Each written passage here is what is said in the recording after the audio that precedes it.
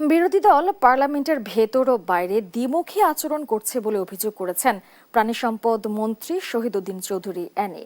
এমন আচরণ থেকে বিরত থাকার আহ্বানও জানান তিনি।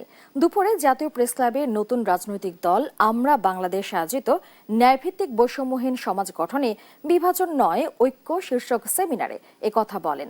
জানান দেশের প্রয়োজনে ফ্যাসিস্ট বিরোধী রাজনৈতিক দলগুলোকে ঐক্য করতে হবে।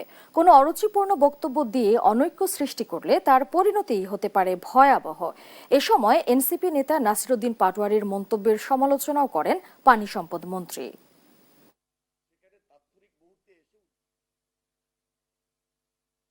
ছাত্র রাজনীতি শেষ করে জাতীয়তাবাদী দলের ছাত্র বিষয়ক সম্পাদক হিসাবে এবং এর পরবর্তীতে এখন পর্যন্ত জেনারেশনের সঙ্গে থেকে কাজ করি।